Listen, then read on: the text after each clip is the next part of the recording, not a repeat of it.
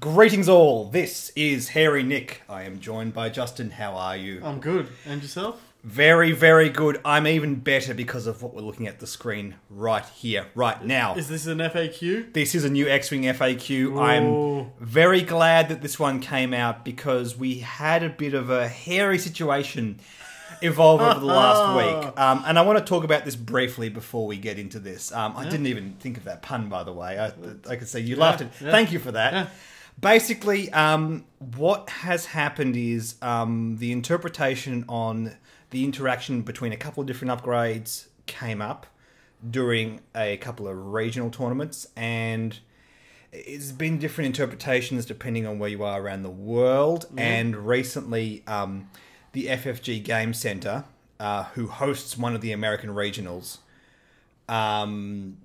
said this is what happens. They did a ruling in advance of their tournament being played. We're saying, you'll see when we do the FAQ. I'll explain as we go. But basically, one of those rulings did not use a literal interpretation of what's written on the cards, which is what we all assumed worked because, you know... Because you read the card and you were like, this is how it works. Reading the card explains the card, as we say in Magic the Gathering, and should apply to all our games as well.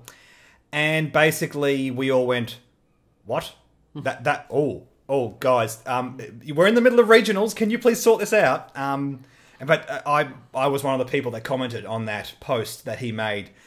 Guys, you have to make an FAQ of this because we're in the middle of regionals right now. You know, big, serious tournaments, and this stuff actually has to be sorted out properly.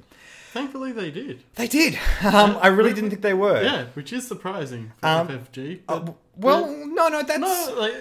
That seems rude. They have been getting better.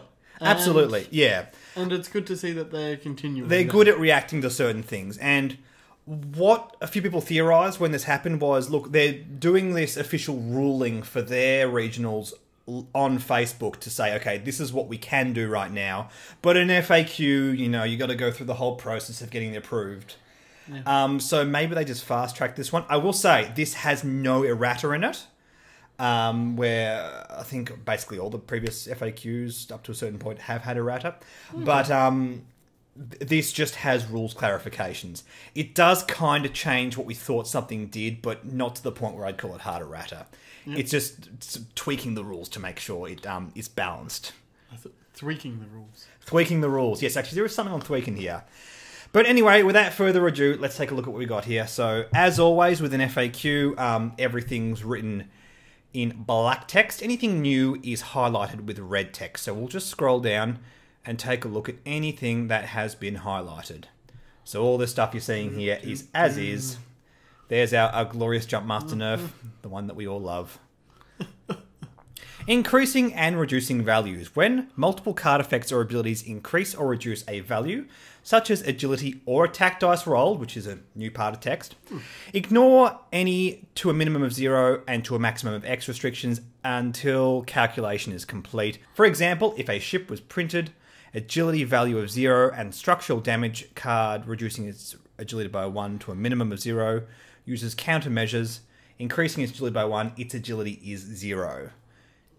Interesting. Okay. No, that makes sense. Like, just because you've got a negative doesn't mean that when you add the positive, so basically, if the negative is there, you have to sort of counteract the negative, and then you start going positive as well. What's interesting here is it's highlighted in red, attack dice, which makes me think that there's some interaction that changes the maximum amount of attack dice increased. I don't know. I can't think what that is. No, not off the top of my head. In the comments, guys, if you know what this interaction does, if you know why this clarification had to come about, please tell me, because I'm not sure, but it's good to have it here. Let's keep on scrolling. Doop-a-doop-a-doo. Timing. Oh, the wonderful timing chart that we all love. Alright, Harpooned. Now, this is one of the big ones. When an attack hits a ship, after compare results, but before deal damage, which is everything on that chart we just scrolled past, with the Harpooned condition, has one or more uncancelled critical results. The condition resolves at the time, see timing chart, blah blah blah. Note that this occurs even if those critical results are subsequently cancelled, as in the case of Twin Laser Turret, ion cannon, jamming beam, etc. I think also ion pulse missiles, not assault missiles. Basically anything that doesn't deal damage, that uses anything dice. that just says, okay, if I hit, cancel everything and do this. Yeah. The ion cannon turret. Ion cannon turret, another one. But not the critical results altered or removed at an earlier step, such as by heavy laser cannon's effect. Okay.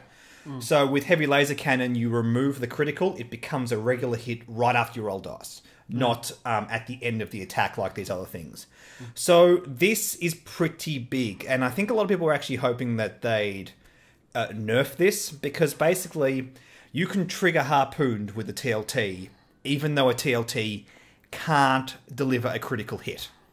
Yeah, and TLT, as I keep realising, is really strong. It's really strong, and you're rolling 6 red dice, so it's actually a really good way to trigger Harpooned. Yeah. From a purely a literal interpretation of the rules, this is good. This is how it should interact. It makes sense if you have, if you're a rules lawyer and looked at the timing chart. Yeah, this makes perfect sense. The problem here is, from a balance point of view, having lists with TLT and Harpoon missiles, two all-star secondary weapons, just ripping it up in the meta right now, on various different lists. It seems like this is something that could get really abused. And I am actually worried to see this. Having said that, as I said, it's a literal interpretation of the rules. This FAQ is not designed to change anything. It's just clarifications that we needed. Yeah. So perhaps if we get an errata in a later FAQ, this might change. Yeah, maybe they're just seeing how things go for this one. Yeah. As I said before, I think this is pretty much just FFG, just covering their bases, making sure, okay, no, this is what we meant to do. This is how things are meant to play out. It's not meant to be it's not meant to be reacting to the meta. It's just a clarification, which we badly needed right now. Okay, so Lebo, we already had some clarifications for the interaction with Marek Steel and Determination, but this new text here. If Lebo is dealt a face-up damage card by I'll Show You the Dark Side, Lebo may still use his ability to draw an additional card. Wow. Very good. It's good. That's good. It's very good. And Lebo reads, when you are dealt a face-up damage card, draw one additional card and choose one of them in the resolves. I mean, if you literally interpret that, I think that works as written. Yeah. And, I mean, for the points that he is, it seems fair. Well, that's just it. Being able to circumnavigate a pilot ability is pretty big. If I'll Show You the Dark Side was a way of breaking Lebo, something that's already not very high up in the meta.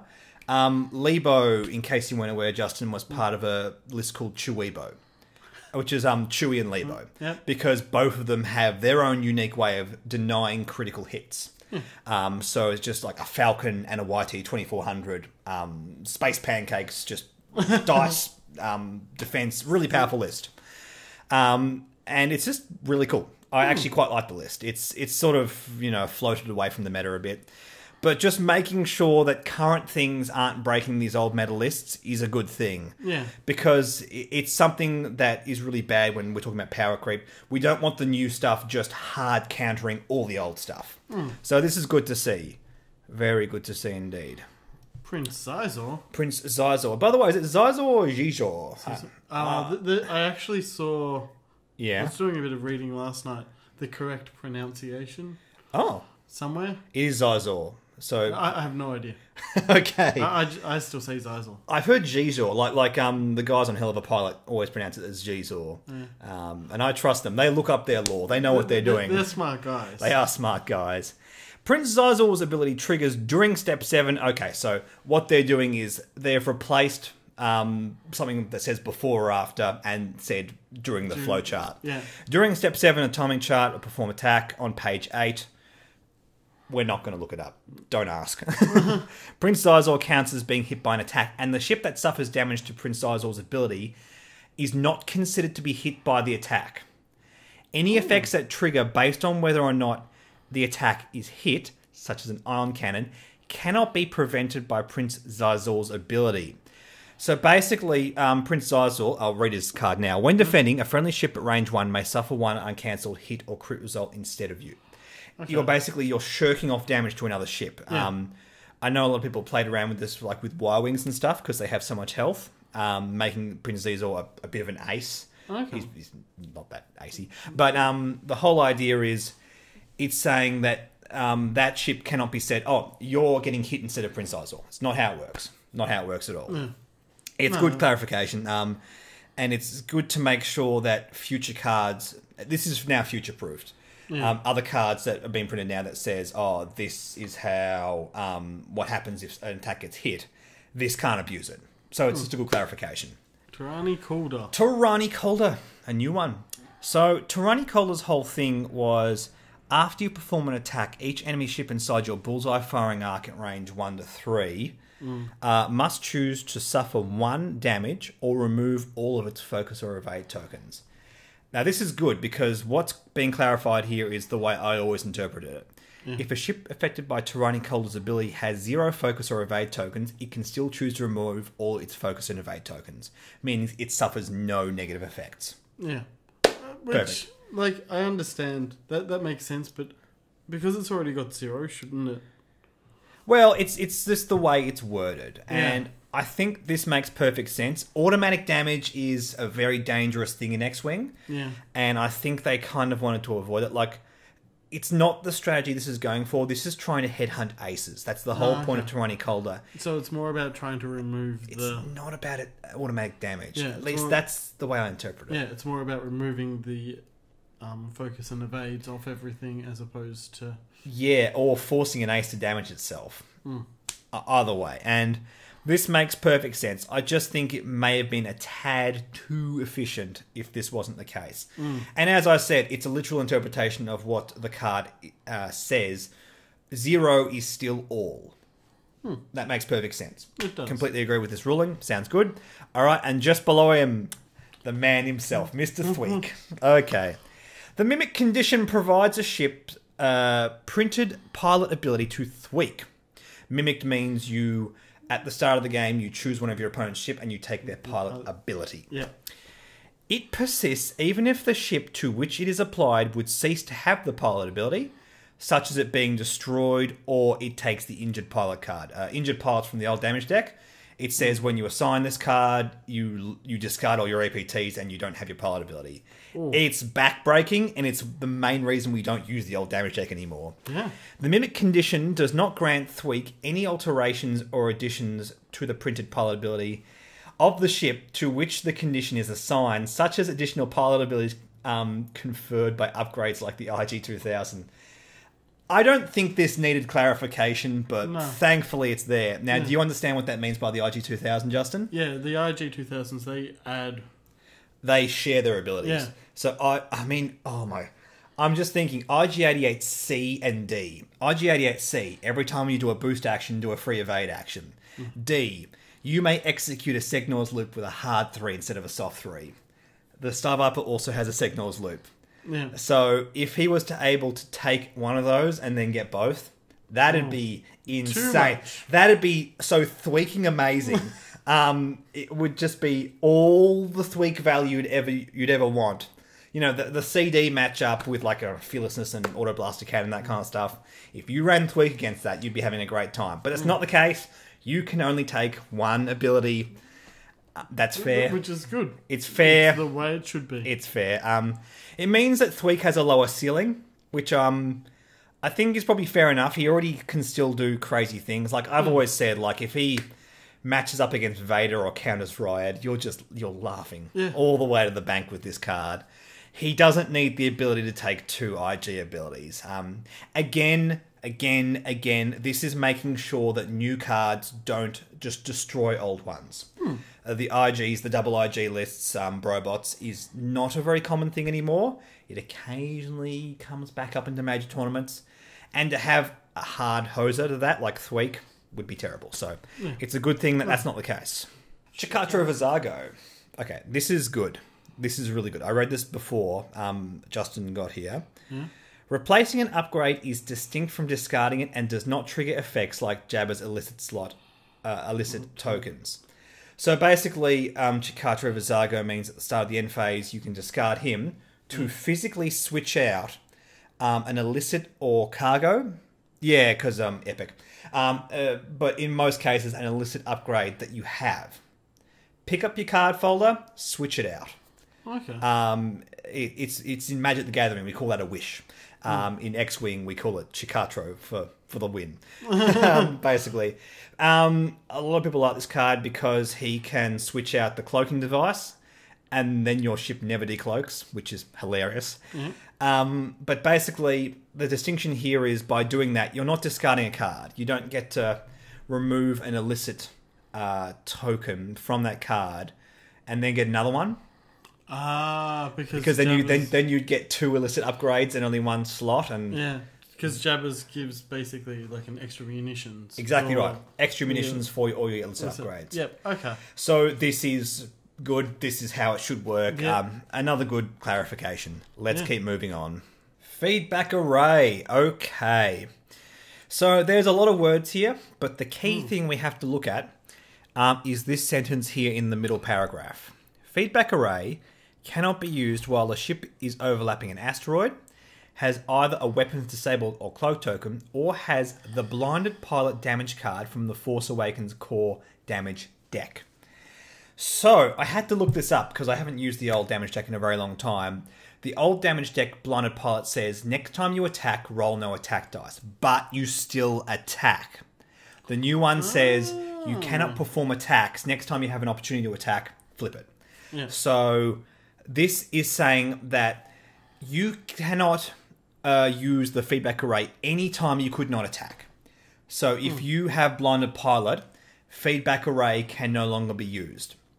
Which is fair. I think the old ruling was you could use it on the new blinded pilot, which is very interesting. So possibly a soft nerf to feedback array. Yeah. It doesn't come up often enough to really affect the card that much. Yeah, but I mean, you read the card and it says instead of performing, I suppose it's because instead of performing an attack, you do this instead. Instead of performing any attacks as well, which is not good wording in my opinion. But yeah. So I can understand why people thought that you could get around it, but this is a good... They're just confirming... I think it should say instead of performing an attack. I think that makes it clearer. If that was the way it was worded, then we would know this already. Any attacks is always ambiguous. I always thought with things like ships that can take more than one attack, like Dengar, do you get rid of both of those attacks if you feedback array? Does that mean you can feedback array the second time but not the first time? I don't know. It's a very confusing card to me. I don't like the way it's worded. But good clarification. Makes perfect sense. Jabba the Hutt. This is basically the reverse text of Chikatra Vizago. Yep. If a ship uses Chikatra Vizago to replace a illicit upgrade with an illicit token, the token is not transferred newly equipped. Good. Oh. It also clarifies the fact that the new card that comes in doesn't automatically get it. Yeah. Jabba reads, when you equip this card, you put the tokens on, which means it only happens at the very start of the game. Yeah. Just like extra munitions, just like anything that says you can only equip this if this means it only matters at the start of the game. So you can't break one thing by discarding another card, for example. Yeah, I like that. Yeah, and this makes perfect sense. I think, obviously, people have been playing around with Chikatra Vizago and Jabba the Hutt, and it's come up enough times for FJ to go, okay, guys, you're playing the system. Stop this. No, it's... Yeah. And that's fair enough. Let's move down to Jan Ors, just below Jabba here. This seems interesting. Indeed. A ship with advanced optics and one focus token at range 1 to 3 of Jan Ors can use the effect of Jan Ors to gain an evade token instead of a focus token it could not gain. Okay, good. Fantastic. Advanced Optics says you retain the focus token turn after turn, but you cannot get another focus token. So you usually couldn't get another focus action. What this is saying is now you can then use a focus action to then turn it into an evade, even though you couldn't regularly focus or whatever. Yeah, no, that's good. I like that. I like it a lot. And we were talking before about how old cards shouldn't be nerfed by new cards. This is specifically making sure an old card does interact with the newer cards. And obviously it's something that they didn't know they had back when they printed Janors, and it's another really good thing to have in an FAQ. Yeah. So very happy to see that. Lightning Reflexes. Okay, this is a 1-point EPT that when you do a maneuver, you can discard it and get a stress token to flip your ship 180 degrees. Very interesting card. People have been talking about it a bit because of the Aztec gunship. Yeah. Aztec has no K-turn, and it's got a 180 degree firing arc, so very powerful with that card. Yeah. Using Lightning Reflexes cannot be used during a maneuver from a slam action. Okay, fair enough, yep. If it is used then, however, the stress token is assigned before the ship can perform an action granted by Advanced Slam. After you execute a green and white maneuver on your dial, you may discard this card to rotate your ship 180 degrees, then receive 1 stress token. So if you slam, do a 3 forward, do a 3 hard, then you can flip it 180 degrees. But it stipulates that you cannot then take the action with Advanced Slam. You must take the stress token first. And we've not seen that before. Are you all right there? No, You're trying to work it out, aren't you? So there's the action granted by There's the action granted by Advanced Slam. So what's the action that Advanced Slam gives? After you execute a slam, you can take a free action from your action bar. Oh, but you can't because you're stressed because of Lightning Reflexes. That's right. Now, usually with these kind of cards like Push the Limits or Experimental Interface, I remembered it. It says you can take an action, then receive 1 stress token, but you can do other things that say then afterwards, if that makes any sense. So you can do Push and Experimental in the same turn, and then double stress afterwards, because it says then receive 1 stress token. You can do all the things that trigger then after that in whatever order you decide. This says then receive 1 stress token, but it stipulates you can't use Advanced Slam. So it's the first time one of those interactions has occurred, and they've said, no, you can't do it. Advanced Slam, we want to nerf it, keep it nerfed. Well, also this is only a 1-point EPT, so... It's a 1-point EPT they have to spend, though. So you have to discard the card. I've never liked it because of that. I'm not usually a fan of 1-point EPTs that you have to spend, apart from Crackshot. I make an exception for Crackshot. Yeah. But nonetheless, okay. Fair enough. I'm not sure why they had to do that, but I guess from a balancing point of view, it makes sense. Yeah. Anything else? Sabine Wren. Sabine Wren. Sabine's ability is optional and does not need to be used on the first friendly bomb to detonate each round. Fair enough. That's the way we always interpreted it. Yeah. But I guess if you read the card, your upgrade bar gains a bomb icon. Once per round, before a friendly bomb token is removed, you choose a friendly enemy ship at range 1 and it suffers 1 damage. Okay, fair enough. So it doesn't say you may. There is no may on the Sabine card, but it's optional. We've always known it's optional. Yeah. Once per round kind of...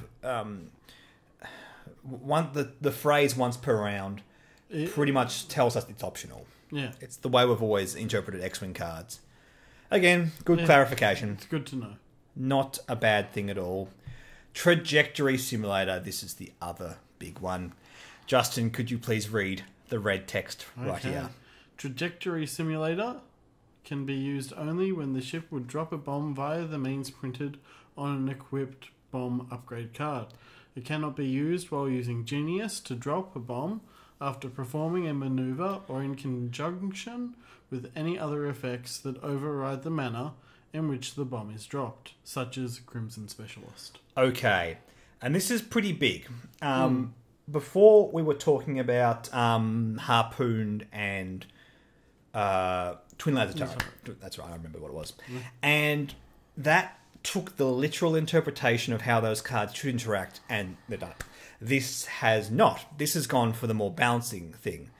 And we were talking before about how the TO at the FFG Game Centre was saying, no, this is how it should work. And we all collectively went, what? Wait, hang on. Because there's nothing on Genius and Trajectory Simulator to indicate that they should not work together.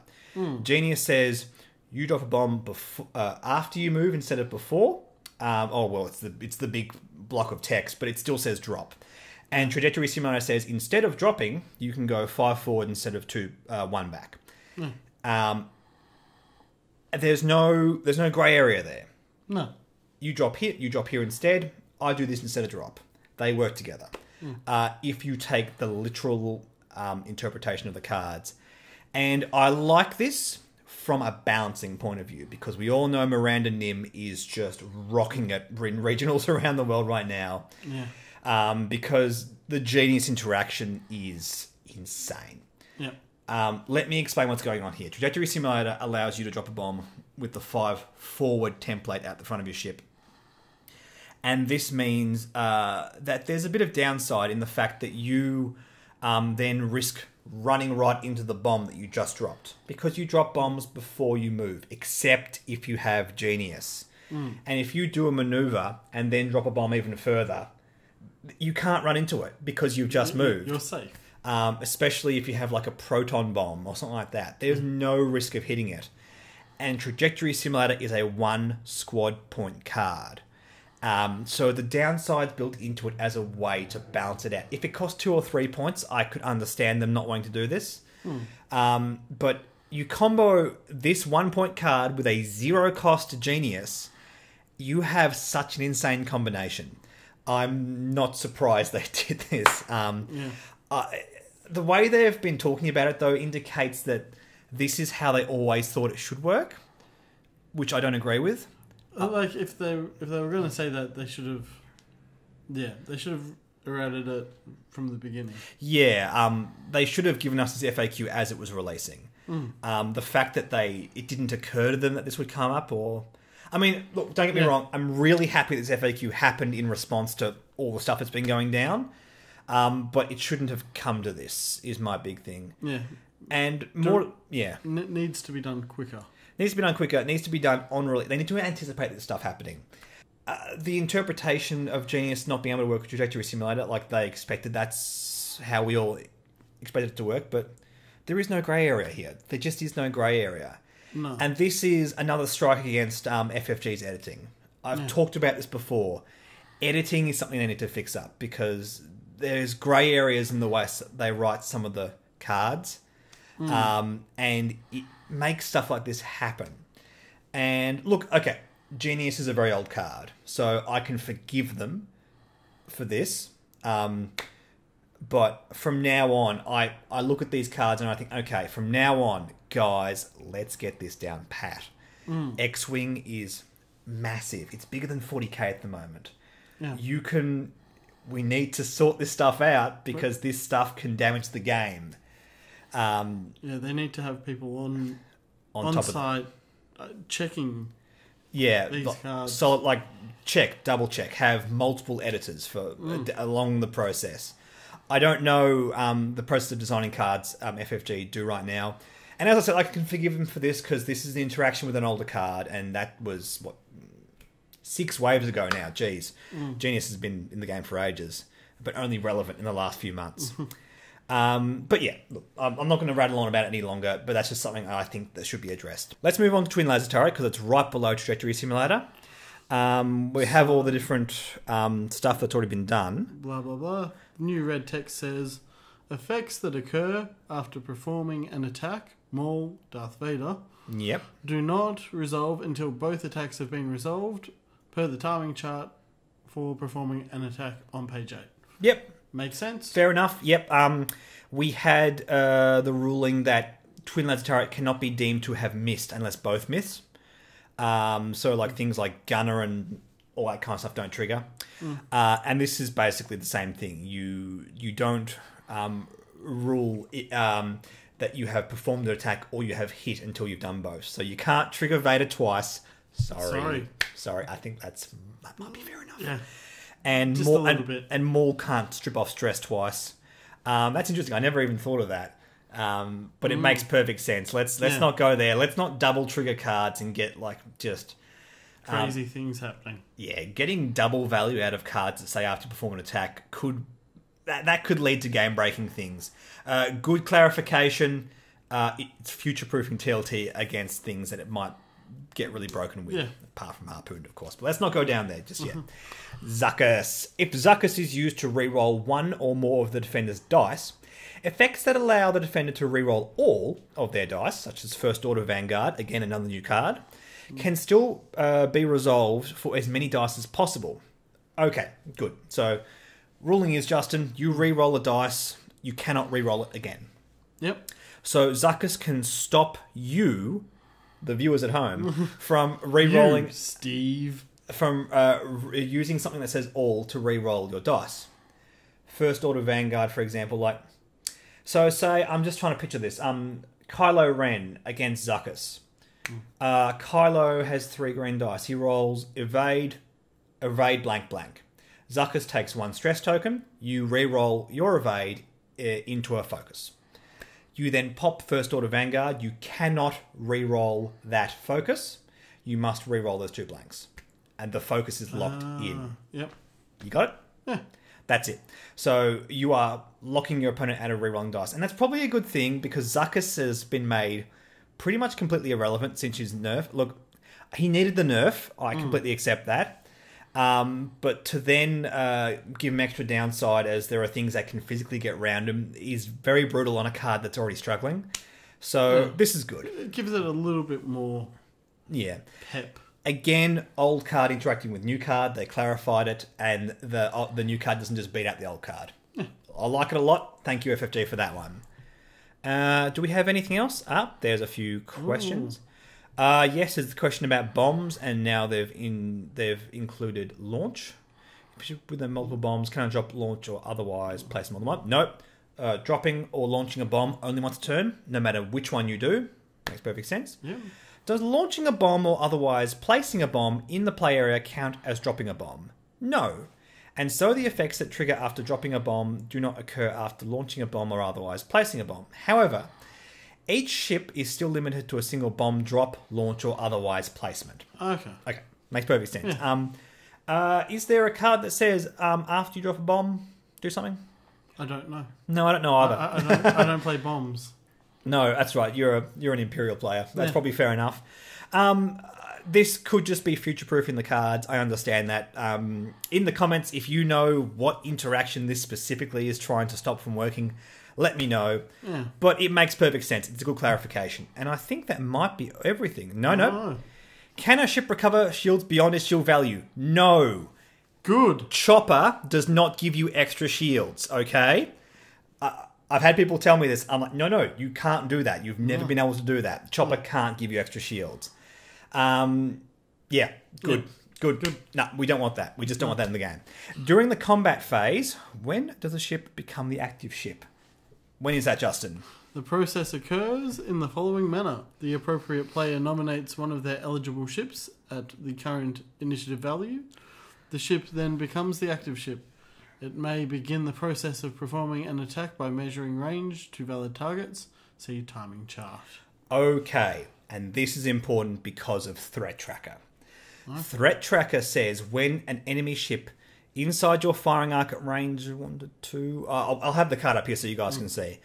But basically, it means very clearly you have the window to use the Threat Tracker, or Kanan Jarrus, if you spend your focus token to get rid of one of their dice. Yep. You always have that window before your opponent starts rolling dice.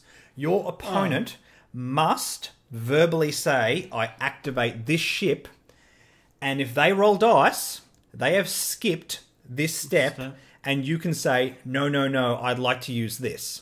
Which happened a lot in our... Oh, yes, just by accident, because we haven't played it much. And that's good. Yeah. Because you as... your opponent has the opportunity to do that, and you must clarify that. That you can't just roll dice and skip over it, which is really good. They can't prevent you from doing this stuff by racing through the steps, which is good. Yeah. So Kanan Jarrus and the Threat Tracker, these are being affected by this in a very good way. I quite like that. Yep. When does an effect that triggers after attack resolves occur? It occurs after step 10, Nick. Okay, good. Apparently. Yep. Fantastic. That makes sense. Fantastic. If you want to look at the timing chart, go ahead. I see the timing chart printed in LGSs. That's several of the ones I go because people have to refer to it all the time. Yeah. I remember the FAQ where they introduced that. It was a lot of fun. Okay, Ooh. last one. Yeah. What is the speed of the maneuver a ship performed this round if it performed multiple maneuvers, such as using slam, daredevil, etc.? It's the speed. It's the speed of the original move. The ship executed from revealing its dial, or a 1 forward if it was ionized. Additional maneuvers do not change or increase the speed. Yeah. So you can't slam and then use cruise missile and go, I did 2-3 speeds. Up 6 extra dot. No. It doesn't work. It doesn't work. Yep. Even though cruise missile does have a hard cap. But anyway, you can't abuse things by slamming or daredeviling and doing extra maneuvers and just adding on all these. It doesn't work. It doesn't work. It never should have worked. And I don't think it ever did, but I think they're just re-clarifying stuff. No, that's good. That is good, and that is the end of the new FAQ. No errata, just a few clarifications, things that needed to be done while these tournaments are going on. And I like these overall. No, so do I. Absolutely. I'm not thrilled that they went for the non-literal interpretation of Genius and Trajectory Simulator, but I do like it from a balanced point of view. Yeah, it seems fair. The Miranda Nim list has just been tearing it up. I was surprised we didn't have any at the Queensland regionals. I did a video on that a couple of weeks ago. We just had the Perth regionals for WA here in Australia, and the person that won used that combo. Okay. And literally the day after it gets changed, he'd be feeling good. He'd be feeling pretty good. It's often a case of FAQs come out. We say, we're going to implement it then, and there's a major tournament in the middle. Yeah. Everyone plays all the broken stuff in that tournament because they know it must be really good. Yeah. Anyway, FFG, great work for doing this. We needed this. We needed this right now, and you delivered. So, thank you. Good work. Absolutely. And thank you guys for watching. Like and subscribe, like our Facebook, and like our Twitter. Ooh. And we will catch you later on. Bye.